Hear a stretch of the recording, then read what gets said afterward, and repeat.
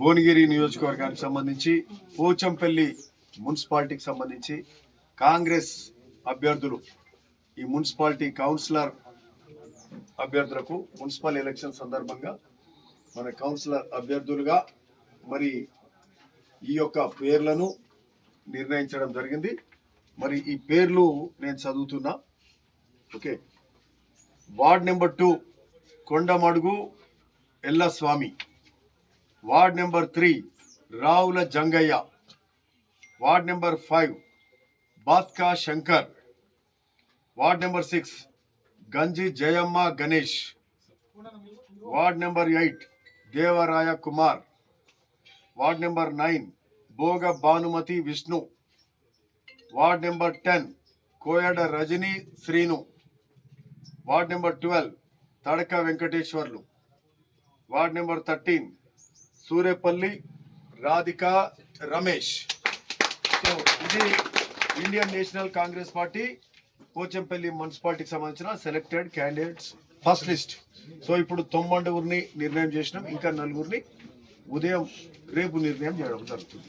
Okay, so ఈరోజు మరి ఇక్కడ కోర్ కమిటీ సభ్యులు తడక వెంకటేశ్వర గారు, మరి అట్లే మా మల్లేష్ యాదవ్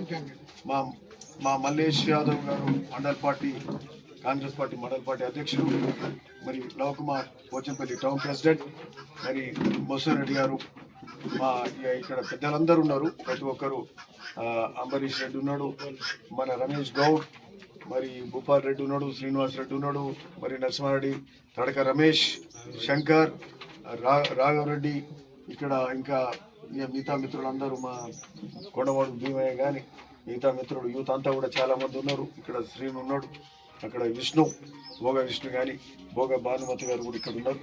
మరి సరే, ఈ వీళ్ళందరి సమక్షంలో ఈ కోర్ కమిటీ కూడా వేసుకున్నారు. మండలానికి సంబంధించిన పెద్దలందరూ కూడా పోచంపల్లి మున్సిపాలిటీకి సంబంధించి ఒక కోర్ కమిటీగా పనిచేస్తున్నారు.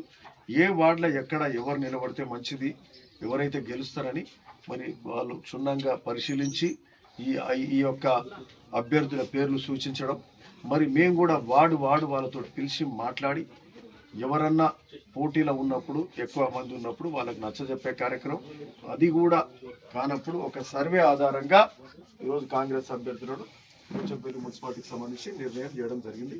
సరే, ఈ అందరికీ కూడా ఈ 9 అభ్యర్థులకు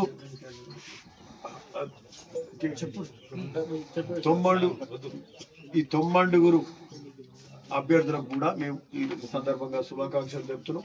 కష్టపడి పనిచేసి ఖచ్చితంగా గెలిచి మరి పోచంపల్లి మున్సిపాలిటీ కాంగ్రెస్ పార్టీ కైవసం చేసుకునేలాగా మరి కాంగ్రెస్ ప్రభుత్వం ఉన్నది. అక్కడ ముఖ్యమంత్రి రేవంత్ రెడ్డి గారు, మరి ఇతర కాంగ్రెస్ మంత్రివర్యులు అంతా కూడా ఉన్నారు.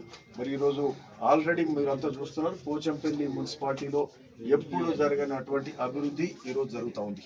మనము నిన్నమొన్ననే చాలా అభివృద్ధి కార్యక్రమాలకు శంకుస్థాపనలు చేసుకున్నాం. అంతకుముందు హెచ్ఎండి ద్వారా శంకుస్థాపనలు చేసుకున్నాం.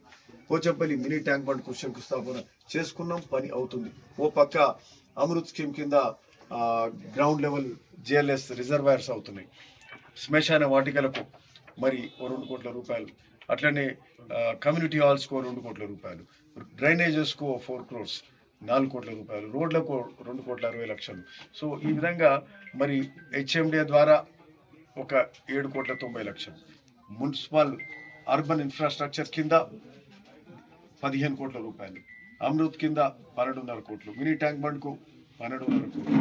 సో ఈ విధంగా అనేక స్కీముల ద్వారా ఈరోజు 49 కోట్ల రూపాయలు ఒక్క పోచంపల్లి మున్సిపాలిటీలో ఎప్పుడు ఎన్నడూ కూడా పెట్టుంటారు.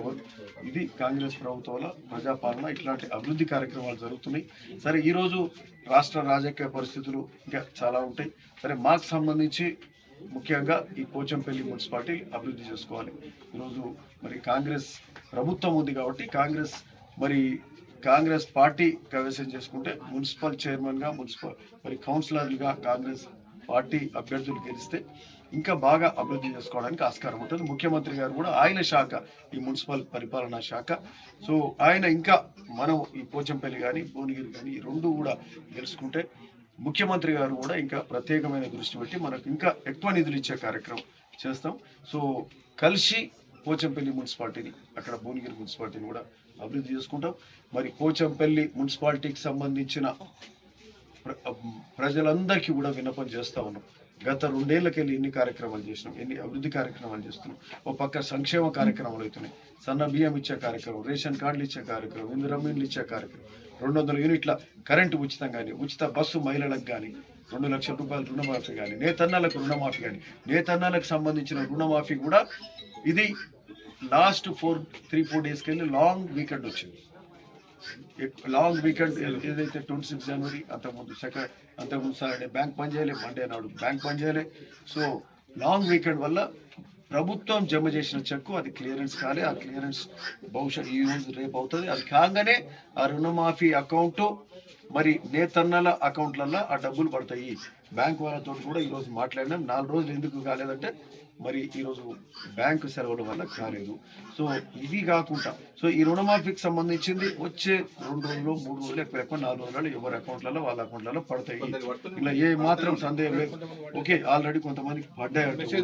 ఇంకొక విషయం మెసేజెస్ కూడా వచ్చినాయని చెప్తున్నారు. ఇంకొకటి కూడా నేతన్న భరోసా దాదాపు ఒక్క పోచంపల్లి 1600 మందికి నేతన్న భరోసా కూడా నేతన్నకు ఇది వీవర్కు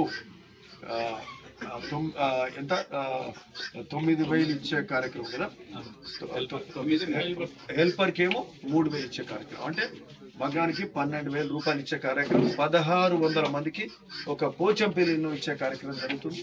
సో అది కూడా త్వరలో నెలలు కాదు, అది కూడా అకౌంట్లోకి ఇవ్వాలి, రేపట జమ అవుతున్నాయి. అవి కూడా మనకు జమ చేసే కార్యక్రమం కూడా ఎక్కువ ఈ వారమో మన వారంలో పట్టాయి. సో అన్ని ఏ కార్యక్రమం కూడా కాంగ్రెస్ ప్రభుత్వం మరి పక్కన పెట్టదు. ప్రతి కార్యక్రమం ముందుకు తీసుకెళ్లే కార్యక్రమం అటు రైతులకు కానీ ఇటు నేతన్నలకు కానీ మేలు చేసే కార్యక్రమం అన్ని వర్గాలకు మేలు జరుగుతుందంటే కాంగ్రెస్ పార్టీ కాంగ్రెస్ ప్రభుత్వంతో. కాబట్టి మీరందరూ ఈరోజు కాంగ్రెస్ పార్టీని మున్సిపల్ ఎన్నికల సందర్భంగా ఆశీర్వదించాలి అని కోరుతాం. నమస్తే.